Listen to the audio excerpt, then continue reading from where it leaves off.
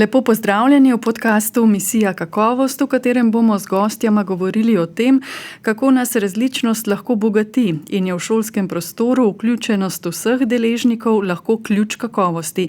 Z nami sta ravnateljica Osnovne šole Danila Lokarja Ajdovščina, Kristina Angelov Troha in pomočnica ravnateljice, tudi vodja razvojnega tima Kristina Valič. Dobrodošli.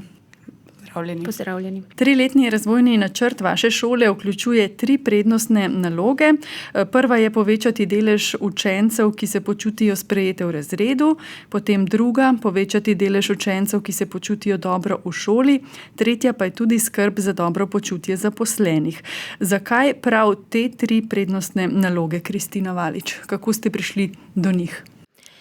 Po obdobju korone, ko so se učenci začeli vračati nazaj v šole, smo zaznali, da so učenci do vrstnikov in pa tudi do zaposlenih manj strpni, imajo tudi manjšo toleranco, manj spoštljivi in nekako takrat smo začutili, da so medsebojni odnosi prav tudi tisto področje, ki bi ga bilo potrebno razvijati. Tudi nekako smo začutili, da mogoče neki vrednostni sistem, ki smo ga mi živeli, kot malo starejši, nekako da razpada oziroma da nam neke stvari uhajajo iz rok. In da so prav medsebojni odnosi tisti, ki so temeljni za eno kakovostno delovanje vsake šole in ki tudi vplivajo na različna področja. Tako na samo počutje učencev, na sprejetost, na varnost, ne nazadnje, ne samo učencev, ampak tudi zaposlenih.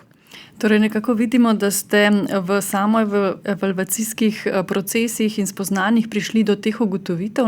Kako se vam torej zdi pomembno, da si učitelji, učiteljice in vodstvo šol zastavlja to vprašanje, kako dobro nam gre, kaj bi še lahko spremenili, da nekako postane samo evalvacija del procesa in delovanja šole?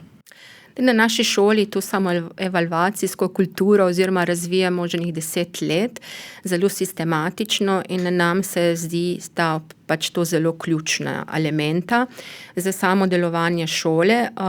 Nam omogočata tudi stalne izboljšave, eno refleksijo in predvsem se mi zdi, da je zelo pomembno to usmerjeno načrtovanje.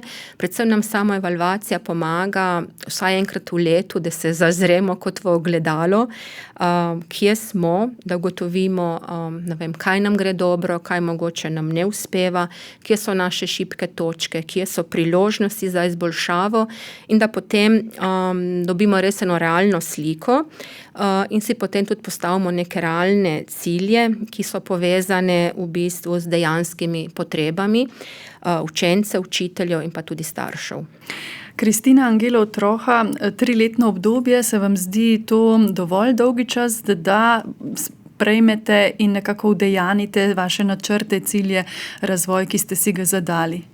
Ja, smo razmišljali o enem takem obdobju, ki je smiselno. 1 leto je vsekakor premalo. V prvem letu pravzaprav šele nekako postaviš temelje delovanja, kako bi te cilje sploh, kje bi začeli, kako bi nadaljevali. 5 let se nam je zdelo malo predolgo obdobje, ker potem se tudi zaposleni nekako ne vidijo več izziva v tem. Tako da 3 leta so ravno eno tako obdobje, ko prvo leto spoznavaš ali pa mogoče doživljaš neke uvide, česa še ne veš in kaj bi rad spoznal in kje bi pravzaprav, s katerimi aktivnosti bi lahko dosegel cilje. Potem tukaj je na koncu leta, ko nekako povzamemo, ko dajo tudi učitelji svoje pravzaprav nekako samo refleksijo oziroma kaj so uspeli narediti, vidimo možnosti izboljšav, mogoče poglobimo aktivnosti. Zadnje leto je pa tisto 3. leto, ko nekako te stvari postanejo celota, ko vidimo še na katerem področju bi lahko mogoče razširili oziroma kako lahko še smiselno dopolnimo naše delovanje. Tako da 3 leta so ravno tako obdobje, ko se cel proces lepo v miru razvije. Vi ste zdaj v 2. letu tega vašega trenutnega aktualnega razvojnega načrta, ampak vseeno bi za trenutek skočila še 10 let nazaj. Omenili ste, da približno od takrat deluje razvojni tim na vaši šoli. Kakšni so bili začetki? Je bilo težko? Kako ste ta razvojni načrt tudi posredovali drugim zaposlenim? Kako ste vključili tiste, ki sodelujejo v njem? Ja, težki so bili ti časi, ja. Začetni časi so bili res kar zelo težki. Če se zdaj ozrem nazaj, tudi ne vem, če bi šla več skozi cel proces, če povem prav po pravici. Predstavljajte si, da stojiš pred celim kolektivom, ko pojma nimaš, kaj jim razlagaš, oni ne razumejo, kaj jim sploh hočeš od njih. Tako da edino ali izstopiš iz tega krožka, smo mi tako se pohecali, ne? Ali pa recimo, da se greš nekaj izobraževati v tej smeri in tukaj zmeraj smo imeli podporo vodstva, da smo se lahko potem izobraževali v tej smeri. Tudi na začetku, bom rekla, smo bili zelo hvaležni naši mentorski šoli, ker smo bili v enem projektu Kakovost vključeni in smo imeli tam mentorsko šolo, osnovno šolo Gustava Šiliha iz Velenja, kjer so nam ravnateljica in njihova vodja razvojnega tima zelo veliko pač upeljale že v te začetke samoevalvacije, ne. Tako da moram pa reči, da smo bili pa pol zelo zadovoljni prav s tem izobraževanjem, takrat je bila še šola za ravnatelje o samoevalvaciji, tako da smo res dobili vsaj tisti teoretični okvir oziroma kako izpeljati ta proces in ga vpeljati pač v kolektiv. Ker itak, bom rekla, naši kolegi so bili tak prepričani, smo mi najboljši, ne rabimo se dokazovati, ker že vsi vemo, da smo najboljši. In predvsem tudi to, da to je spet en projekt, nekaj na povrh, ne, ampak samo evalvacija pač ni projekt, ne, je zadeva, ki naj bi vsaka šola ne izpeljala in peljala naprej, ne. Tako da ja, pot je bila kar, bom rekla, dosti zahtevna, z vzponi in padci, ne, ampak na koncu moram reči, da sem vesela, da smo ta proces upeljali, do veliko enih spoznanj smo prišli, ne. Recimo za meni je bilo zelo pomembno, da sem prišla do tega, da manj je več, se pravi manj dejavnosti, manj aktivnosti, da se osredotočimo na en cilj, mogoče dva. Pomembno mi je bilo tudi to, da hiti počasi, ne, to je vselih je proces, ki potrebuje čas, da počasi te stvari razvijaš, počasi implementiraš in v kolektiv in pa v sam pouk stvari. Tudi to mi je bilo zelo dragocena izkušnja, bodi pripravljen prej, kot greš pred kolektiv, ne. Ker tudi kolektiv veliko pričakuje pač od tebe, se zanaša nate in seveda člani razvojnega tima smo se morali na taka srečanja s kolektivi kar precej pripravljati. In tudi taka še dragocena izkušnja se mi zdi tudi, da nikoli ne pričakujem, da bodo vsi sodelovali, vsi oddali refleksijo, ne, ampak mislim, da tista, ne vem, 3/4 kolektiva, če je, da sem lahko že zadovoljna, ne. Ampak zdaj stvari potekajo dokaj utečeno, ne, in je v bistvu tudi samoevalvacija in to ta hrepenenje oziroma zasledovanje teh boljših ciljev in kakovosti postalo že del vašega delovanja vsakodnevnega, ne, šole najbrž. Ni to nekaj posebnega, ni to nek projekt od zunaj, ni to neka prisila. Ne, moram reči, da nekako se čuti že ta kultura samoevalvacijska v naši ustanovi, da res smo prebili te prve težke korake. Veliko, bom rekla, delavnic imamo za naš strokovni kader, za učitelje, imamo tudi strokovne razprave. Recimo na začetku smo tudi ponudili že, kdor želi, da se udeleži, pa recimo na prvem strokovni razpravi se nas je dobilo 10 naših podpornikov. Moram pa reči, da zdaj, ko razpišemo neko strokovno razpravo, je pa toliko že udeležencev, da jo ne moramo izpeljati vsi skupaj, ampak se moramo že dati v 2 skupini, da poteka potem vsaj po teh načelih strokovne razprave. Tako da se mi zdi, no, da kar dihamo s to samoevalvacijo, ne.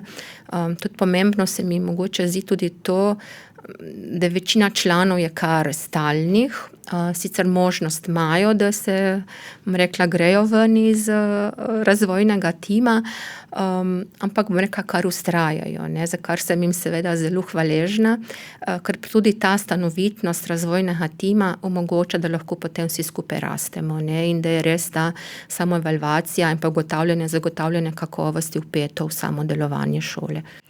Prej smo našteli te 3 prednostne naloge naloge, ki jih v razvojnem načrtu zasledujete v 3-letnem obdobju. Zdaj pa bi vas, Kristina Angelov Troha, vprašala ta prva prednostna naloga, sprejetost v razredu. Pri tem ne moremo mimo učencev s priseljenskim ozadjem. Na vaši šoli imate okoli 11% takih učencev, to je nekakšno slovensko povprečje. Večjih napetosti ali nasilja zaradi narodnosti ali pa veroizpovedi ne zaznate, posvečate pa tej skupini otrok in staršev vseeno kar nekaj pozornosti. Vseeno bom zastavila še to vprašanje, kje so torej največji izzivi z delom z učenci, pri delu z učenci s priseljenskim ozadjem in zakaj ste izbrali to ime? Vi ste začeli že samim imenom, uporabljate izraz učenci s priseljenskim ozadjem. Zakaj? Mogoče ravno zakaj izbira tega imena. Učenci tujci pač niso tujci, oni so naši učenci. Po eni strani lahko izhajamo z tega, po drugi strani so pa vsi učenci, ki prvič stopijo k nam v šolo, v prvi razred, so nekako drugemu tujci. In kasneje postanejo sošolci, prijatelji, vrstniki so. In nekako naša kultura na šoli sprejemanja se s to besedo tujec ali pa,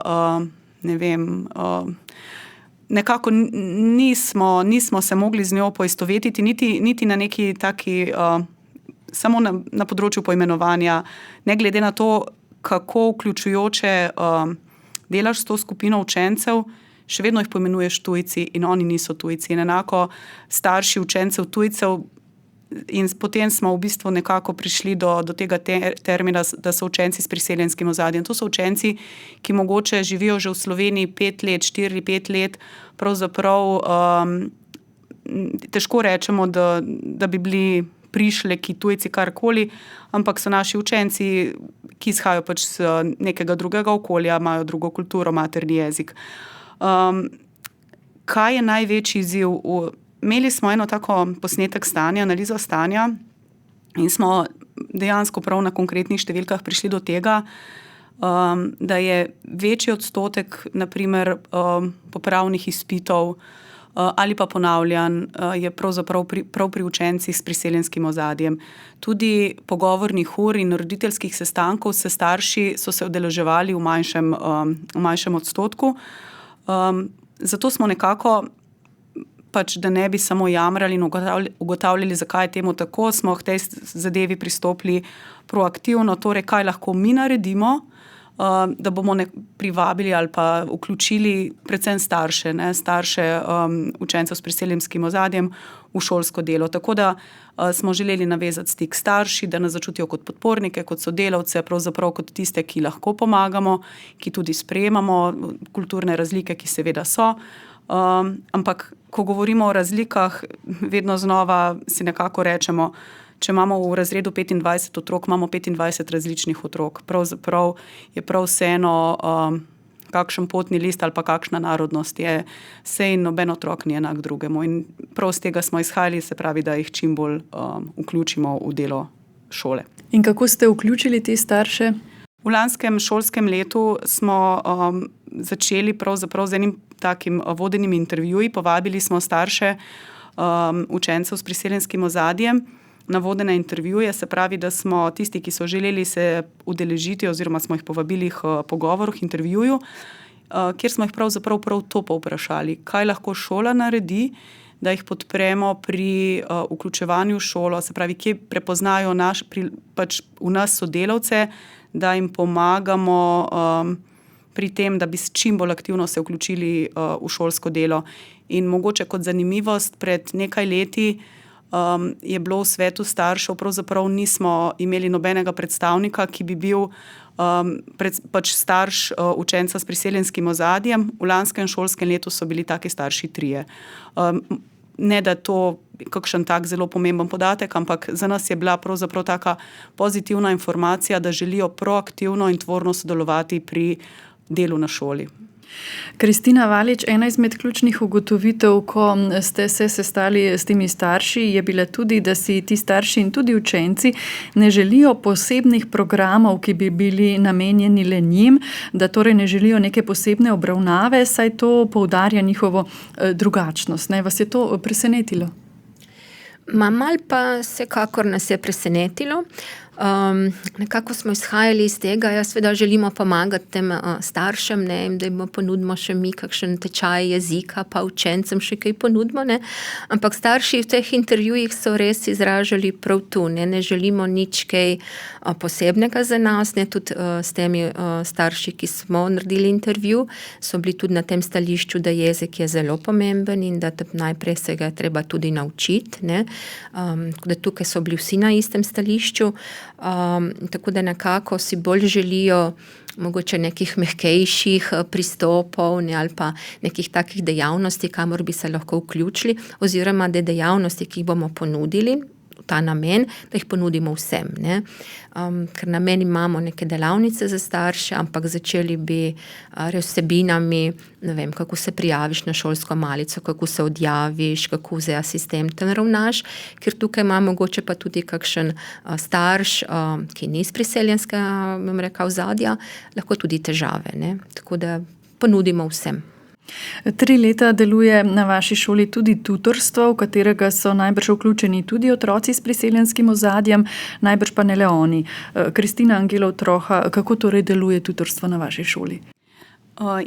Tutorstvo je pač način vrstniškega pomoči, vrstniškega sodelovanja, kjer so starejši učenci tutorji, potem so pa mlajši učenci, so tutoriranci, se pravi taki, ki potrebujejo podporo, pomoč, ki ni nujno šolska v smislu snovi ali pa znanja, pač pa tudi sodelovanja, nekih razvijanja socialnih veščin in podobno. Učenci tutorji se javijo sami, mentorici, učence, ki pa potrebujejo pomoč ali podporo, predlagajo učitelji. Dogovorili smo se nekako, da so to učenci, ki nimajo nekih drugih oblik takih strukturiranih pomoči. Recimo to niso učenci, ki bi imeli dodatno strokovno pomoč. In recimo tudi učenci s priseljenskim ozadjem, ki potrebujejo podporo prav pri branju, pri bogatenju besedišča, besednega zaklada, je tukaj krasna priložnost, da starejši učenci z njimi berejo, se pogovarjajo, igrajo družabne igre in tako nekako vzpostavijo stik, ampak tudi jih podprejo pri tem, pri pogovoru, pri osvajanju jezika, ker kakor je že rekla Kristina, je to ena izmed teh stvari, katere pomena se vsi zavedajo, tudi starši, da je prav jezik tista prva stvar, prvo orodje, ki je nujno potrebno za to, da so učenci enakovredno ali pa tak pravnomočen člen razreda. Zdaj, če gre pri tej vrsti pomoči nekako za razmerje 1:1, ne, imate pa na šoli dobro razvito tudi sodelovanje med razredi, ne, torej, kjer je cela skupina vključena, in s tem smo že prišli nekako do vaše druge prednostne naloge, povečanje deleža učencev, ki se na šoli počutijo dobro, predvsem tudi v smislu te fizične varnosti. Pa me zanima, kaj so to prijateljski razredi in kako delujejo na vaši šoli? Ko sva bili s kolegico v okviru Erasmusa na Danskem, sva opazili pravzaprav eno tako zelo, nama se je zdela taka zanimiva praksa, ko je vsak učenec imel starejšega učenca, ki je bil njegov kakor sorojenec na šoli. Pri nas je to z organizacijskega stališča pravzaprav zelo težko izvedljivo in zato smo razmišljali na šoli, kako bi to povezovanje lahko prenesli v našo prakso, pravzaprav v naš šolski sistem, in smo se dogovorili, da se družijo prijateljski, mi smo poimenovali prijateljski razredi, kar pomeni, da je recimo 1A in 5A sta prijateljska razreda. Potem, ko grejo prvošolci v 2. razred, se še vedno družijo z istimi učenci, to pomeni, da so 4 leta pravzaprav oni skupaj rastejo, in potem, ko postanejo v 4. razredu, se pravi 4. in 8. razred, potem v 5. pa postanejo oni ta veliki, dobijo oni svoje prvošolce in se potem ta krog odvrti spet do 8. razreda. Zdaj, to je 4. leto, kar to poteka, tako da prav od 1. do 5. počasi ta krog se počasi bo sklenil. Je pa tako, da se učenci med seboj, v prijateljski razredi se med seboj družijo recimo 3 do 4 krat letno. To je predvsem organizacija razrednikov, da se dogovorijo, na kakšen način bojo ta druženja potekala. Lahko so skupne ure športa, lahko so delavnice predpraznične, recimo prijateljski razredi so letos pred novoletnim sejmom skupaj izdelovali izdelke, ki so se potem na sejmu prodali za šolski sklad. Skupni dnevi dejavnosti, zdaj že, ko smo načrtovali za šolsko leto dneve dejavnosti, smo že kar nekako razmišljali, da bi skupaj odšli na športni dan 3. in 7. razred. In učenci se med seboj kasneje poznajo, je pa različno. Včasih uro organizirajo tretješolci, recimo za sedmošolce, včasih pa sedmošolci pripravijo kakšne delavnice za mlajše učence. Tako da je to na nek način že kar stalna praksa. Pred novim letom si napišejo dobre želje, si jih nesejo pač v razrede, si izmenjajo te plakate z lepimi željami, potem visijo pred matičnimi učilnicami, tako da se točno ve, kateri razredi med seboj so nekako prijateljski razredi. In opažamo tudi, kar se odnosov na šoli tiče, tako pozitivno spremembo, ker ko ti z nekom vzpostaviš odnos, pravzaprav ni več tega nekega zbadanja med mlajše, starejše in tako naprej, ker oni se poznajo, ker vejo, kako je mlajšemu ime, skupaj mogoče tudi v tutorstvu sodelujo, tako da ta odnos med njimi, tudi na hodnikih se tem majhnim, bi rekla, otrokom tako imenitno zdi, ko jih ta veliki pozdravijo in včasih jim teče sploh kakšnim takim, ki so bolj odprti v objem in tako, in to je pravzaprav lepo videti in rečejo, to so naši prijatelji, ne, to je naš prijateljski razred. Kljub tem pozitivnim posledicam in rezultatom, pa vseeno mogoče, Kristina Valič, je tukaj najbrž ključna vloga prav učiteljic in učiteljev. Kako je bilo na začetku pri njihovem organiziranju teh srečanj in prijateljskih podvigih, kakšnih akcijah, skupnih dnevih dejavnosti in podobno? Ja, vsaka sprememba sigurno malček so kakšne pripombe, ali pa je težko v začetku tudi kaj, rekla, implementiraš v svoje dejavnosti. Tudi tukaj so bile mogoče malo pripombe, bolj v tem, mogoče v nekih dvomih, v strahovih, pa kam bo zdaj šlo 50 otrok v eno učilnico, recimo, ne, pa kje naj se srečujemo, se nimamo prostora, kje srečevati, pa tako. Pa pol, kot sem že prej omenila, to je proces, ki traja, ne, in fajn je, ker potem imamo te aktivnosti več let, ne, in skozi leta, ne, vidiš, kako se tudi te pripombe zmanjšujejo oziroma jih ni. V tem času smo dobili tudi učilnico v naravi, ker je velik prostor, in nekako, bom rekla, teh pripomb ali strahov, dvomov jih kar več ni, ne. Tako da učitelji zelo skrbno, sodelujejo, pripravljajo aktivnosti, in tudi tukaj zdaj naša želja pa še je, da mogoče pa aktivnejšo vlogo damo še učencem, da bi mogoče tudi oni večji delež teh priprav na to srečanje prevzeli. Imajo pa pri vas učenci že nekaj besede, naprimer aktivni odmori, vodijo celo svetovne kavarne, kjer pač nekako moderirajo pogovore z vrstniki o počutju na šoli, ne, torej so že nekako vključeni tudi v samo delovanje šole. Ja, tako kar želimo, no, da učenci participirajo oziroma predvsem res o življenju na šoli, da tudi sami dajo svoje mnenje, pobude, želje. Tako da te aktivni odmori je tudi ena taka dejavnost, kjer želimo, da bi učenci med glavnim odmorom odšli ven iz učilnic, iz hodnikov in da bi nekaj bili aktivni tudi v odmoru. Tako da ponujamo, bom rekla, v lanskem šolskem letu smo ponudili različne, so bili turnirji v nogometu, recimo po zimi, ko ne moreš iti ven na igrišče, bila v avli turnir Briškoljada, v Briškoli, recimo v namiznem tenisu turnir, ne, tudi tukaj že učenci sami organizirajo, predvsem tudi skupnost učencev sodeluje. Recimo organizirali smo pustovanje, ne, ko so se pač vsi razredi skupinsko masko našemili, tako da predvsem neke take stvari, da se učenci, rekla, malo bolj počutijo v tistem odmoru, no. In počutijo tudi del tega Tako, programa. tudi del tega programa. Zdaj tudi se omenila že prej to svetovno kavarno. Zdaj mi običajno z učenci ob polletju in pa na koncu šolskega leta smo opravili ankete o zadovoljstvu, tudi o dosežkih na teh prednostnih ciljih in pač za leto smo si nekako, ker mi radi zelo raziskujemo in spreminjamo našo prakso, smo nekako prišli na idejo, da mogoče bi pa tudi z učenci poskušali narediti po tej metodi svetovne kavarne, da bi učenci bili sami moderatorji. Oblikovali smo 4, v bistvu pomagali smo tukaj z oblikovanjem vprašanj in sicer o 4 temah. Eno je bilo počutje v razredu, zanimalo nas je njihovo mnenje o razrednih urah, ker tukaj tudi želimo ene spremembe vpeljati. Zanimalo nas je potem prav to medvrstniško povezovanje in pa sam šolski prostor, kaj bi si oni še želeli, kako bi ga lahko naredili bolj prijaznega, da bi se bolje počutili.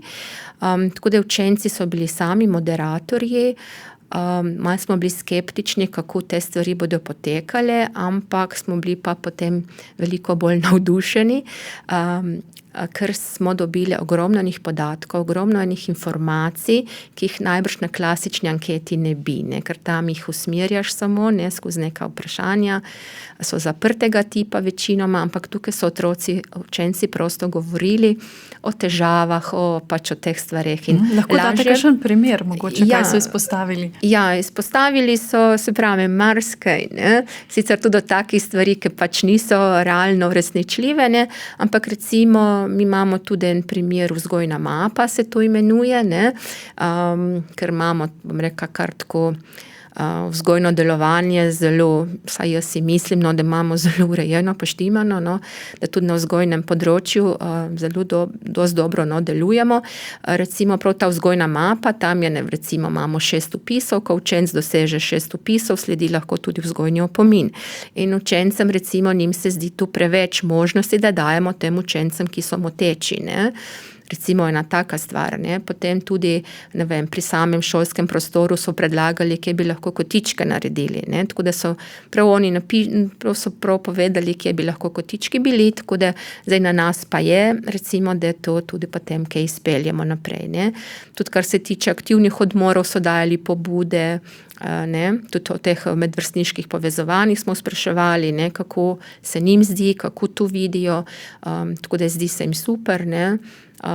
Bi si pa želeli, kot sem že prej omenila, da bi bili bolj aktivno vključeni tudi sami v te zadeve. Najbolj se mi zdelo pa tudi ta njihova povratna informacija prav glede razrednih ur, ne, predvsem kaj si oni želijo, kakšne razredne ure, tako da bomo lahko res tudi tukaj naredili neke spremembe in upoštevali tudi njihova mnenja. Osnovna šola Danila Lokarja Ajdovščina si prizadeva, ne, da bi ta koncept razredne ure nekoliko spremenila, ne? Opažate, da ne dosegajo tistih učinkov, ki bi jih lahko. V kakšni smeri gledate, o čem razmišljate? Zdaj, mi imamo razredno uro, 6. šolsko uro, ne, še zmeraj pač na 14 dni, eno šolsko uro. Tako učiteljem, razrednikom kot učencem ta 6. ura najbolj ni všeč, ne. Tudi učenci potem imajo še izbirne predmete, naprej grejo nekaj na kosilo, odhajajo sem tja. Tako da ni, ne, kar bi mi želeli pri teh razrednih urah, je pa res, da bi bile vsebinsko bolj bogate, bolj polne in v smeri teh naših prednostnih ciljev. Tako da tudi na šoli smo oblikovali eno delovno skupino, ki se prav ukvarja s to prenovo, bom rekla, no, razrednih ur, kjer izhajamo tudi iz pobude ali pa oziroma iz refleksij učiteljev, razrednikov, ki si želijo tudi neke opore, ne, da jih mogoče malo polnomočimo, predvsem želijo si tudi nekih gradiv, ki bi bili vezane na naše prednostne cilje, tako da ta skupina delovna je zdaj gradivo že pripravila, tako da zdaj v jeseni tudi načrtujemo še imeti delavnice z učitelji, ker bomo mi prav konkretno, bom rekla, se skupaj igrali te ali povezovalne igre oziroma te vsebine, ki naj bi jih potem razredniki izvajali pri samih razrednih urah. In želimo si predvsem, no, da bi bile razredne ure vezane, mislim, kar vmes pač v predmetniku, ne pa to 6. šolsko uro. Torej, da bi delali prav na teh veščinah, ki spodbujajo vključenost, sodelovanje. Ja. Strpnost, spoštljivost, te stvari. Ne? Predvsem se mi zdi, da pač povezati tudi oddelek, ne, te učence. Ne vem, tako opažamo precej individualistov ali pa mogoče nekih učencev, ki so pač mogoče imajo neke malo karakterne, so mogoče malo drugačne ali pa neke drugačne potrebe, da bi potem povezovali, no, res s temi bolj povezovalnimi igricami, spoznavnimi, tako da bi tudi razredne ure bile mogoče malo bolj zabavne. Na vaši šoli izvajate tudi prilagojeni program z nižjim izobrazbenim standardom in tudi tu ne delate razlik, ne? Učenci obeh programov imajo skupne dneve dejavnosti, šola ima skupni atrij, igrišče, valeto pripravite, skupaj sodelujejo učenci na kulturnih prireditvah, tudi med kadrom se prenaša strokovno znanje. Kristina Angelo Troha, je bilo to samoumevno ali je tudi to rezultat nekega daljšega procesa in zastavljenih ciljev v preteklosti? Gotovo je to zelo načrtno, premišljeno, bilo načrtovano, pravzaprav proces je, seveda je proces. Načrtno smo nekako naredili že pred leti, pravzaprav smo si želeli, da bi se učenci povezovali med sabo. Zdaj, letos je 9 let, kar smo na novi šoli. To pomeni, da je prej zgodovina šole je taka, da smo bili v 3 stavbah, kar pomeni, da tudi tako pravzaprav tvorno sodelovanje niti z prostorskega vidika ni bilo mogoče, oziroma je bilo bistveno bolj oteženo, kot je sedaj. In zdaj, ko smo v isti šoli, seveda, ko si delimo fizični prostor, si delimo tudi odnose. Se pravi, se odnosi vzpostavljajo med učenci pravzaprav po neki naravni poti, ampak s podporo nas zaposlenih, se pravi tudi strokovnih delavcev, kar pomeni, da med odmori se učenci družijo med seboj. Tako kot so A-jevci in B-jevci, so tudi učenci iz prilagojenega programa. Nič bolj se ne ločujejo, kar je recimo šole v naravi se smiselno pridružijo, se pravi ne toliko po starosti, kakor nekako po razvojnih značilnostih, in sodelujejo pri vseh aktivnostih, kjer je to le mogoče, se pravi tudi, ko imamo prireditve na šoli, ob obeleževanju kakšnih praznikov, so ravno tako vključeni zraven. Pravzaprav, če vprašate naše učence, če so med njimi kakšni malo drugačni, posebni, bojo prej izpostavili kakšno nenavadno frizuro, kakor pa pravzaprav, da učenec obiskuje prilagojeni program. Tako da to je tudi za nas oziroma za pedagoške delavce na šoli ostale, ki poučujejo na rednem programu, zelo velika dragocenost, ker naši specialni rehabilitacijski pedagogi in inkluzivni pedagogi pravzaprav imajo tako specialna znanja, ki pridejo prav tudi učiteljem, ki poučujejo na rednem programu, ker imajo le veliko izkušenj ali pa pravzaprav specialnih teh nekih znanj, da tudi učencem na rednem programu pomagajo pri kakšni zagati, kako razložiti snov, kako prilagoditi razlago, in je to bogati pravzaprav našo celotno šolo. Če pa gremo še na tretje vaše prednostno področje, ki ste si ga zadali na osnovni šoli Danila Lokarja Ajdovščina, to je dobro počutje zaposlenih. Kaj vse ste pripravili za kakovostnejše preživljanje časa na šoli, če lahko tako rečemo, Kristina Valič? In zakaj je to tako pomembno? Ja, pripravili smo kar precej stvari. Bom rekla, od zmeraj smo se že kaj družili pa povezovali, ampak zdaj zadnja leta moram reči, da to malo bolj načrtno, oziroma tukaj izhajamo predvsem iz potreb zaposlenih. Tako da uresničujemo tiste stvari, kar so si zaposleni so napisali na naših delavnicah, kaj bi želeli. In tako da zdaj samo črtamo, kaj smo pa že.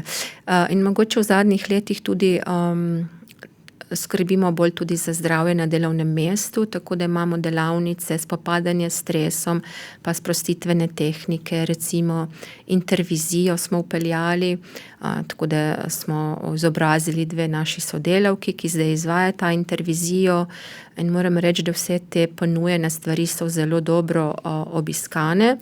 In pomembno se mi zdi mogoče tudi to, kar je že prej gospa ravnateljica omenila, tudi ta prenos znanja iz z enega delavca strokovnega na drugega. Ne. Recimo imamo odlični likovnici, ki ponudita delavnice in se udeležijo recimo razredne učiteljice, ki poučujejo likovni pouk in tam je odličen prenos znanja, ne vem, grafika, slikanje, risanje.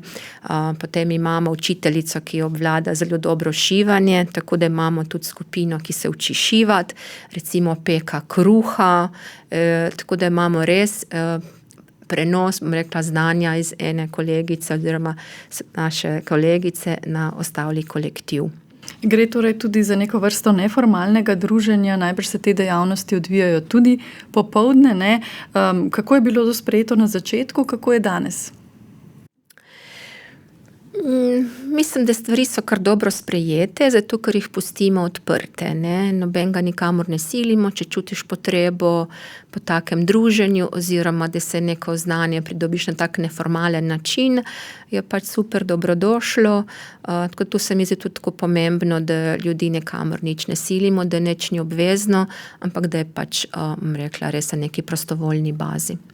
Kristina Angelov Troha, kako ste torej povezani kot kolektiv in zakaj je torej tudi vzdušje med zaposlenimi tako pomembno? To je bil res proces, da smo vzpostavili tudi ta prav neformalna druženja. Večkrat smo že omenili, da nas pri vseh temah proces. Mogoče je to tisti ključ, da vsako stvar vstopaš z majhnimi pričakovanji, z majhnimi koraki in kot je že omenila Kristina, da niso stvari obvezne ali pa da za ta dobro počutje zaposlenih ni neka, da je treba priti ali pa kakorkoli. Zato lahko rečem, da pravzaprav prav ta neformalna druženja, ko greš v hribe skupaj, ko pravzaprav nameniš eno soboto temu, da greš recimo na Debelo peč, ko si misliš, da bo šlo 5 zaposlenih, pa nas gre na koncu 15, je pravzaprav vidiš, da se dobro počutimo drug z drugim. Tudi prav zaradi teh stvari zjutraj ob 7, običajno nas je par, ki smo prvi pred 7 že v službi, je taka malenkost, ki pa naredi vzdušje, naredi to povezanost, da ko pride učitelji potem kmalu po 7 uri v službo, da je že v zbornici skuhana kava, da se usedemo, da se pogovorimo, kaj nas čaka, kakšen dan je pred nami. Pravzaprav vsi, ne glede na to, ali smo mi vodstvo in učitelji, predmetne stopnje, razredne stopnje prilagojenega programa, da si mal pojamraš, po drugi strani se pa tudi znamo pohvaliti drug drugega, prepoznati tiste stvari, ki so močne, ki so dobre in v vsakem trenutku se mi zdi, da vsak od nas, ali pa saj zelo velika večina kolektiva, ne nazadnje nas je več kot 80 pedagoških delavcev, vsega skupaj skoraj 130 zaposlenih, da veš, da imaš tudi na delovnem mestu, kjer preživimo veliko večino dneva, enega zaupnika, ki mu lahko se potožiš mal, mogoče zaradi službe, ampak tudi te odnosi so prišli že tudi na tako prijateljsko osebno raven, ker se družimo tudi izven delovnika. Pravzaprav smo postali tudi že taki osebni prijatelji, ki v prostem času gremo skupaj tudi na bowling, tudi na kakšen koncert in ravno zaradi tega znamo biti tudi kritični prijatelji drug do drugega. To je spet bil tisti proces, da ne samo, da se hvališ, ampak ko hospitiramo sodelavcev, tudi ta kultura hospitacij, se pravi spremljanja pouka, se je v zadnjih letih pri nas pravzaprav učitelji kar odprejo vrata. Če kadarkoli vprašamo, ima zelo, zelo veliko večino, če lahko gremo pogledati kakšno stvar v razred, se pravi spremljati in povemo svoje videnje, kaj je tisto, kjer je še možen napredek, poleg tega, kaj je bilo tisto, kar je bilo res dobro. Ni vzeto kot kritika ali pa kritiziranje, ampak kot ena taka povratna informacija, zaradi katere lahko delamo bolje. Tako da jaz mislim, da smo kot kolektiv zelo dobro povezani. Seveda pa šola deluje v okolju, lokalnem in je nenehno tudi v stiku z zunanjimi institucijami. Kako pa sodelujete z njimi? Ne? Imate baje tudi delovna srečanja z Centrom za socialno delo, pa upravno enoto, občino, Ljudsko univerzo. S kakšnim namenom? V lanskem šolskem letu smo pravzaprav prvič nekako nekako povabili na delovno srečanje vse osnovne šole, pač predstavnike vseh osnovnih šol iz naše občine in sosednje občine, predstavnike vrtca, srednje šole, centra za socialno delo, občine, upravne enote, Rdečega križa, Ljudske univerze, skratka zelo tako široka zasedba nas je bila. Naš cilj pa je bil pravzaprav, da bi si izmenjali primere dobre prakse, kako podpreti učence in starše, se pravi nenazadnje občane, s priseljenskim ozadjem. Se pravi, kaj v kakšni organizaciji deluje, kje so naše možnosti sodelovanja, kako se lahko podpremo, kako recimo lahko mi kot šola sodelujemo z vrtcem, pa po drugi strani vertikala naprej, kako lahko sodelujemo s srednjo šolo, kamor potem naši učenci recimo gredo, kje so možnosti sodelovanja z Ljudsko univerzo glede tečajev slovenskega jezika, glede, branja knjig v slovenščini. Tukaj govorimo, recimo smo zaznali predvsem, mame se zelo ampak se pač redkeje vključujejo v neko kulturno in socialno življenje kraja. In kako jih lahko podpremo oziroma kje so priložnosti, da bi na tak način sodelovali. Občina je tukaj ključnega pomena, ki nas pri teh aktivnostih zelo podpira oziroma vidi zelo veliko možnost sodelovanja, pa tudi recimo upravna enota, kjer so nas seznanili tudi s čisto takimi upravnimi postopki, se pravi, po kolikem času potrebujejo otroci dovoljenje, da pač za stalno bivanje. Take stvari, ki mi mogoče jih niti ne vemo, ampak so za nas ključne, da si lažje razlagamo kakšno ravnanje. Tako da to sodelovanje, ki smo ga vzpostavili v lanskem šolskem letu in za katerega verjamemo, da bo zelo tvorno še naprej, smo našli kar nekaj načinov in možnosti sodelovanja pravzaprav na občinskem nivoju. Torej, ne vsak na svojem področju, temveč skupaj smo močnejši. Tako. Se strinjate, Kristina Valič? Ravnateljica osnovne šole Danila Lokarja Ajdovščina, Kristina Angelov Troha in pomočnica ravnateljice Kristina Valič. Najlepša hvala za gostovanje v podcastu Misija kakovost in seveda uspešno in kakovostno šolsko leto vam želim. Hvala lepa.